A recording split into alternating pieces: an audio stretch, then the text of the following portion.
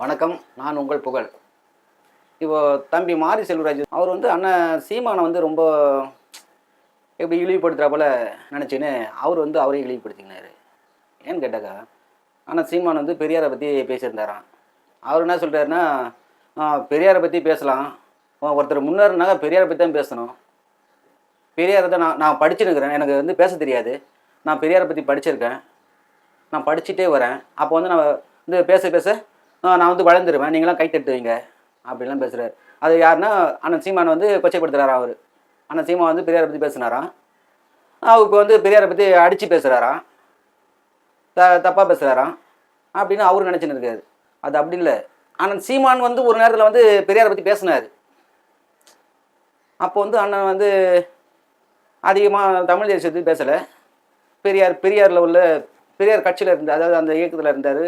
அதனால் பெரியாரை பற்றி பேசினார். அண்ணன் தம்பி அக்கா தங்கச்சி அம்மாவை அடித்து கொண்டு ஒழிக்கும் போது அந்த வலி வருது மனசுக்குள்ளே, ஒரு வலி. என்னடா இவனுக்கு வந்து எல்லாம் சேர்ந்து நம்ம அவங்கள காப்பாற்றணும் பார்த்தாக்கா இவனுக்கு வந்து வேடிக்கை பார்க்குறானுங்களே. அதுக்கப்புறம் தோண்டி பார்த்தாக்கா இவனுக்கு வந்து நம்ம இனமே இல்லை. அவனுக்கு எங்கேருந்து வந்தவனுங்கன்றதுனால நம்மளோட வலி அவங்களுக்கு புரியல. அதுக்கப்புறம் நான் யோசிக்கிறாரு, இவன் யார் என்று உள்ள நுழைஞ்சி ஆழமாக தோண்டி பார்க்குறாரு. தோண்டி பார்க்கும்போது எல்லாருமே நம்மளை வந்து சண்டை போட வந்துட்டு இவங்க நம்ம இடத்துல உட்காந்து நான் அதிகாரத்தில் உட்காந்துட்டானுங்க என்று ஒரு புரிதல் வருது அண்ணனுக்கு. அண்ணனுக்கு புரிதல் வந்த பிறகு தான் வந்து பெரியாரை பற்றி படிக்க ஆரம்பிக்கிறாரு. அதிகமாக படிக்க. அண்ணன் மேலோட்டமாக படிச்சிருந்தாரு, பெரியார் செய்து நல்லது மட்டும் தெரிஞ்சிருந்த அண்ணனுக்கு. அதுக்கப்புறம் இது போல தப்பு நடக்கும்போது பெரியாரை பற்றியோ கருணாநிதி பற்றியோ ஆழமாக இறங்கி பார்க்குறாரு.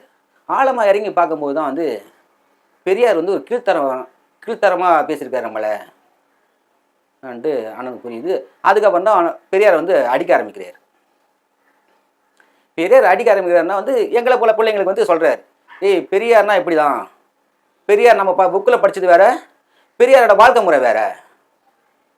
என்ன ஒரு நல்லது நடக்குதுனாக்கா அவன் திராவிடன்னு சொல்லுவான், அதே வந்து ஒரு கெட்டதாக பேசுனாக்கா அவன்லாம் தமிழன்னு சொல்லுவான். இப்போ எங்கள் ஐயா ஒருத்தர் பேசியிருந்தார், பெரியாரோட கூட பயணிச்சிருவார் அவர். பெரியார் வந்து லாஸ்ட் கூட்டம் ஒன்று போட்டாராம், டி நகரில் போட்டாராம். அந்த ஐயா பேர் வந்து நான் மறந்துட்டேன். அந்த ஐயா என்ன சொல்கிறாரு,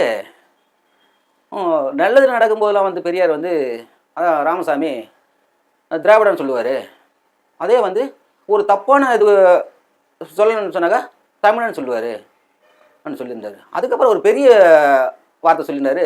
பெரியார் அதாவது ராமசாமி சொன்னாரா வந்து, அதாவது தமிழன்லாம் வந்து கீழ்த்தரமானவனுங்க, அதாவது திராவிடத்தை மேலே தூக்குறாரு, அதாவது நல்லது நடக்கும்போது திராவிடன்னு சொல்லிட்டு பேசுகிறாரு, அதே ஒரு கெட்டதை அசிங்கமாக பேசும்போது தமிழன்னு பேசுகிறாரு. அந்த ராமசாமி படிக்க இப்போ எங்களை போல பிள்ளைங்களை வந்து அண்ணன் சொல்லும் போது அதை எடுத்து படிக்கிறோம். சரி, அவர் என்ன தான் பண்ணியிருக்காரு பார்த்தலாம், விடுதலை புக்கை எழுதியிருக்காரு. அதில் வந்து பார்த்தாக்கா நமக்கு வாய் கூசுறா போல தான் அவர் நடந்திருக்காரு. ராமசாமி பெரியார் வந்து அப்படி ஒரு நல்லவராக எங்களுக்கு தோணலை. ஆனால் மாரி செல்வராஜுக்கு அவர் ரொம்ப நல்லவராக தோன்றுறாரு. அதுக்கப்புறம் இன்னொரு சொல்லியிருந்தார், அவர் வந்து வேறு பொண்ணை கட்டிக்கிறேன் நாங்கள் வந்து ஒரு பெரிய பிரச்சனை நடக்குது, குடிசைலாம் எரிக்கிறாங்க, அந்த டைமில் அவங்க வீட்டுக்குள்ளே போனேன், அவங்க வீட்டுக்குள்ளே போனால் பெரியார் இருந்தாராம். பெரியார் தான் செத்துட்டார்ல, ராமசாமி செத்து இவ்வளோ வருஷம் ஆயிடுச்சு, நீ போகும்போது வந்து அந்த ராமசாமி அந்த வீட்டுக்குள்ளே இருந்தாருன்னா தப்பாக இருந்தா அவங்க மாமியார், என்ன தான் பேசுகிற நீ?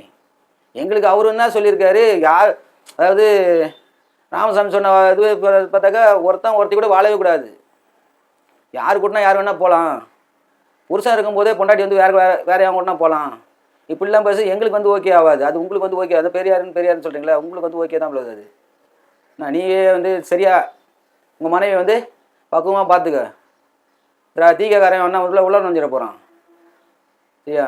முன்னெல்லாம் வந்து நல்ல பையன் நினச்சிருந்தேன் நான், நல்ல படம் எடுக்கிற, உங்கள் சமுதாயத்துக்கு மேலே தூக்கி வர அப்படியே நினச்சிருந்தேன். நீ பேசுகிறத பார்த்தாக்கா நீ வந்து அதை போல தோணலை எனக்கு. நீ வந்து பெரியாரை தூக்கி பிடிச்சின்னு வராது, பெரியாரை தூக்கி பிடிச்சின்னு அடி தான் வாங்கணும். அதாவது அடினா வந்து கையில் அடிக்க மாட்டாங்க, வாயில் அடிச்சுட்டு போயிடுவோம் நாங்களாம். ஏன்னா பெரியார் அவ்வளோ பேர் தப்புலாம் பண்ணியிருக்காரு. இந்த அணில் குஞ்சுங்களாம் இருக்குது, இந்த அணில் குஞ்சு வந்து நான் விவாதத்துன்னு வருதுங்க. விவாதம் வரும்போது இந்த ஆனந்த் ஜித்துன்னு ஒருத்த பையன் இருக்கான், அது குண்டு பூசணிக்கா போல இருப்பான். அவன்லாம் பேச தெரியாதான்னு தெரியாதுன்னு வந்து அவன்லாம் இட்டுன்னு வந்து பேச ஆரம்பிக்கிறாங்க. நான் அவங்களுக்கே வந்து ஃபஸ்ட்டு வந்து சரியான புரிதல் இல்லை. அந்த கட்சியில் வேறு யாரும் நல்லா பேசுகிறாங்க, அது அவங்க கட்சிக்காரன் கூட இல்லை, தாவேக்காவுக்கு ஆதரவு இருந்தான்னு சொல்லி வந்து பேசுகிறான். அவன் என்ன சொல்கிறான், இலங்கையில் பிரச்சனை நடக்கும்போது சீமான் எங்கே போனார் வந்துட்டு ஒரு கேள்வி கேட்குறான். நாயே, நான் ஒன்றுக்கு தெளிவாக சொல்கிறேன். இலங்கையில் பிரச்சனை நடக்கும்போது என் தலைவரை பற்றி பேசுகிறார் சீமான், என் அண்ணன் வந்துட்டு என் தலைவனை பற்றி பேசுகிறார். பேசும்போது இப்போ இருக்கிற நாய் அரசாங்கம் இருக்குதுல்ல, அந்த நாய் அரசாங்கம் எங்கள் அண்ணனை கைது பண்ணி ஜெயிலில் போட்டுடுறாங்க. எங்கள் அண்ணன் ஜெயிலில் அழுதுட்டு இருந்தார். அங்கே 2009 வந்து ஒவ்வொருத்தராக செத்துனுக்குறாங்க. எங்கள் அண்ணன் அழுவுறன்னு சொல்லிட்டு செய்தி வருது. அப்போ வந்து எங்கே இருந்தார்னா எங்கள் அண்ணன் ஜெயிலில் இருந்தார். அப்போ ஜெயிலில் வந்து உங்களை போல் வந்து எங்களை பொறுக்கி துண்டு ஜெயிலுக்கு போகல. ஈழத்தை பற்றி பேசுறதுனால தேச துரோக வழக்கு எங்கள் அண்ணன் மேலே. உன் தலைவன் என்ன பண்ணியிருக்கான், அதே 2009 ஏதோ நாகப்பட்டினத்தில் போய் கூட்டம் பண்ண சொன்னாங்க. என்னான்னு கூட்டம் போட்டான், காவலன் படத்தில் குத்து சாங்கில், அடுத்தது வந்து வேலாயுதம் படத்தில் நல்ல குத்து டான்ஸ் இருக்குது.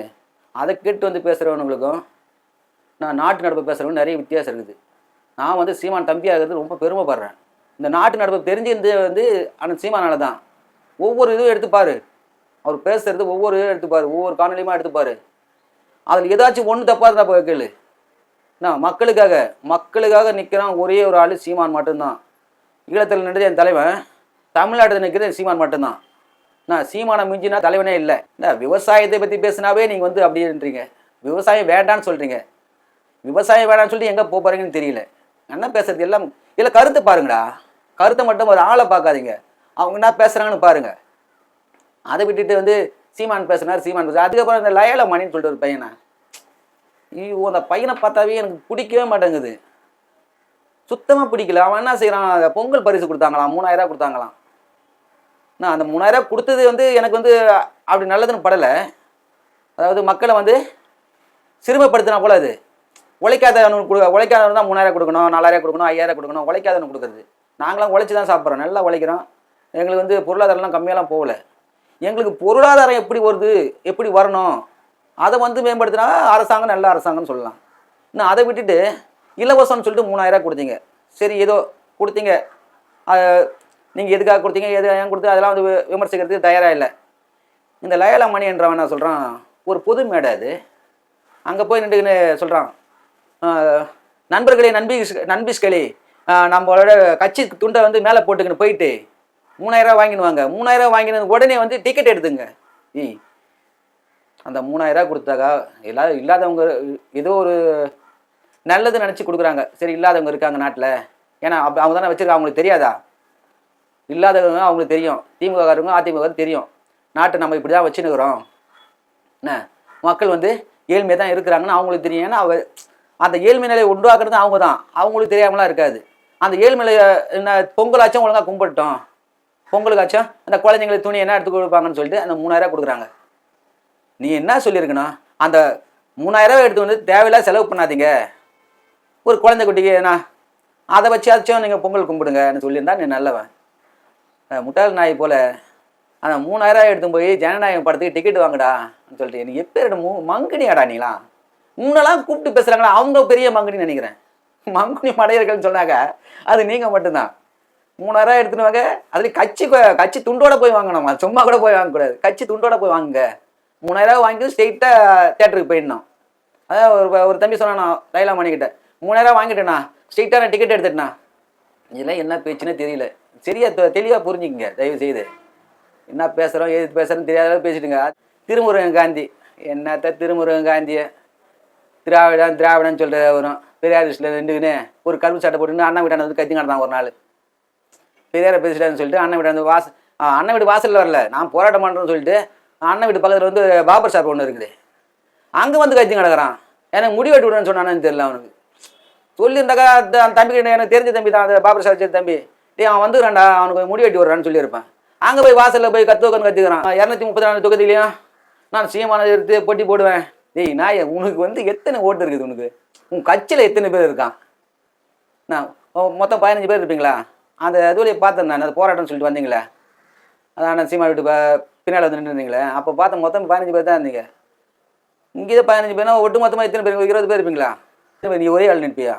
விஜய் கட்சியில் சொல்கிற போல் எங்கள் தலைவர் 30 இடத்துல ஜெயிச்சிடுவார், என்னப்பா தம்பி உங்கள் தலைவர் ஜெயிச்சா எத்தனை தொகுதி ஜெயிப்பார்? முதலமைச்சர் ஆகணும் எப்படிப்பா? 30 தொகுதி ஜெயிச்சிருவாரு. அதுபோல் நீங்கள் 30 தொகுதியில் சூப்பராக ஜெயிச்சிருவீங்க. நீங்கள் 30 ஜெயிச்சு சீமானனை தோக்கடிச்சிருவீங்க. அதாவது அறிவோட பேசு. நீலாம் அது நல்லா பேசணுன்னு தான் நினச்சிருந்தேன். நான் ஃபஸ்ட்லாம் நல்லா அறிவாளி தான், ஒரு ஆள் நல்லா பேசுவார் இருந்தாள் அப்படின்னு நினச்சிருந்தேன். இப்போ தான் தெரியும் திருமுருகன் காந்தி தூக்கி போட சாக்கடை போல் பேசுகிறேன். அது போல பேசாது. அது போல பேசினாக்கா வந்து உன்னோட இது கெட்டு தான் போகும். ஓரளவு தீக்கா கட்சியில் வந்து கொஞ்சம் பேசின்னு இருந்தேன். அது வந்து இல்லாத போயிட போகுது. மெயினாக உங்களெலாம் இங்கே பேசுறதுக்கு காரணமே வந்து சீமான் அண்ணன் மட்டும்தான். அவர் பேசுறதுக்கு என்ன காரணம் வந்து அவர் பேசலாம் உங்களுக்கு சோறு இல்லை. சீமானை பேசுனாக்கா திமுகவில் வந்து உங்களுக்கு வந்து கொடுத்துருவாங்க, சாப்பிட்ற அளவில் கொடுத்துருவாங்க. இன்னும் அவர் பேசலைனாக்கா நாளைக்கு வீட்டில் வயிறு தான் எரியணும், அடுப்பு எரியாது. அந்த மனோஜ்ன்ட்டு ஒரு பையன், அவனுக்குலாம் வந்து நம்ம வந்து நல்லபடியாக பேசுறது தப்பு. அவன்லாம் வந்து நம்ம ரொம்ப கீழ்த்தரமாக பேசணும். நான் வந்து வெளிப்படையாக பேச முடியல. ஆனால் அவனும் நானும் ஒன்றும் இல்லை. நான் அவன் பேசுகிறப்ப நானும் அதாவது ஒரு தெரு சண்டை அப்போ பேசலாம். ஒரு மீடியம் உள்ள முன்னாடி பேசும்போது எனக்குன்னு ஒரு நாகரிகம் இருக்குது. நான் அதை வந்து தவிர்க்க நான் விரும்பலை. அந்த நாய் என்ன செய்யுது, அண்ணனை வந்து அவ்வளோ மோசமாக பேசுது. பெரியார் புடுங்கலன்னு சொல்லி நாங்கள் பேசுகிறோம் இல்லையா? பெரியார் இல்லை, பெரியார் இதெல்லாம் புடுங்கினாரு, இதெல்லாம் புடுங்கி வச்சுக்கிறாருன்ட்டு நீ பேசணும். என்ன பெரியார் ஜாதியை ஒழிச்சிட்டாருன்னு சொன்னீங்க. ஜாதி ஒழிப்பு போராட்டம் பண்ண சொல்லி ஜாதி ஒழிஞ்சு போச்சா? நாயே ஏன்னா ஐயா ஜாதி ஒழிஞ்சு போச்சா? நீங்கள் தானே 60 வருஷம் இருந்தீங்க. திராவிடம் தானடா இருக்குது 60 வருஷம். அந்த திராவிடம் வந்து ஜாதிலாம் நீக்கிட வேண்டியது தானே? நான் ஜாதி இல்லாத நாடை உருவாக்க வேண்டியது தானே? பெரியார் கிழிச்சார் சொன்னேன். இந்த ஒன்றுத்துலேயே பெரியார் வந்து முட்டையை வாங்கிட்டாரா? அதுக்கப்புறம் சமூக நீதி, பெண்கள் காவலன்னு சொல்லிட்டு பேசுகிறீங்க. என்னத்தை காவல் கத்தாரு பெரியார்? ஒரு சில பொம்பளை பிள்ளைங்க பேசும்போது கூட பெரியார் தான் தூக்கி பிடிச்சி பேசுங்க. அது என்ன பேசுன, அறிவோட பேசுங்களா அறிவியலாக பேசுங்கன்னு தெரியல. 72 வயசு பெரியாருக்கு. அதான் ராமசாமி பெரியார் நான் வேற தேவையில்லாத பெரியார்னு சொல்லுங்க. ராமசாமி 72 வயசு. அவர் வந்து 27 வயசு பொண்ணை கட்டிக்கிறாரு. எனக்கு 50 வயசு ஆகுது. இப்போ பேசுகிறீங்களே 15 வயசு 20 வயசு பொண்ணுங்களாம் பேசுகிறீங்களா? 23 வயசு பொண்ணுலாம் பேசுகிறீங்களா? என்ன கல்யாணம் பண்ணிக்கிறீங்களா? எனக்கு 50 வயசு ஆயிடுச்சு. என்னை கல்யாணம் பண்ணிங்கன்னு சொல்லி உங்கள்கிட்ட கேட்டேனாக்கா நீ ஒத்துக்குவியா? நீ என்னை செருப்பால் அடிக்க மாட்டே? நீ சொல்லு. உன்னை கல்யாணம் பண்ணிக்கிறமா நான் வந்து உன்னை கேட்டேன், நானும் வசதியாக இருக்கிறேன், உன்னை கல்யாணம் பண்ணிக்கிறேன்னு சொன்னேன்னாக்கா நீ என்னை செருப்பால் அடிக்க மாட்டேன். இந்த கேள்வி ஒன்று பதில் சொல்லு. என்ன செருப்பால் மட்டுமே அடிப்பேன்? ஒரு அறிவு இருந்தால் இந்த இந்த இந்த ஒரே ஒரு இதுலேயே வந்து பெரியார் வந்து நாசமாக்கிட்டார் அவங்கள. பெரியார் ஆம்பளை போல் ட்ரெஸ் பண்ண சொன்னார். ஆம்பளை போல் ட்ரெஸ் பண்ணிட்டு ஆம்பளை ஆகிடுவியா? ஆம்பளை போல் ட்ரெஸ் பண்ணுறது ஆம்பளை இல்லை, ஆம்பளை போல் துணிச்சலாக இருக்கணும். அது வந்து என்னோட தலைவன் சொன்னது. என் தலைவன் மட்டும்தான் அந்த ஆம்பளை போல் துணிச்சலாக வளர்த்தவன். பொண்ணுங்கிட்டே வந்து துப்பாக்கி கையில் கொடுத்து ஷூட் பண்ணி நான் உனக்கு வந்து அந்த திறமை இருக்குது ரெண்டு பயிற்சி கொடுத்து எங்கள் அண்ணன் மட்டும்தான். என்ன அவரை தூக்கி ஓரம் கட்டிட்டீங்க. பெரியார் கிழிச்சாருன்னு சொன்னீங்க. பெரியார் கிழிச்சதெல்லாம் நாங்கள் ஒன்று கிழிச்சோம்னாக்கா ரொம்ப பெரியார் இன்னும் அசிங்கப்பட்டு போவார். பெரியார் வந்து அழுக்கு மூட்டை ராமசாமினா அழுக்கு மூட்டை ராமசாமி தான்.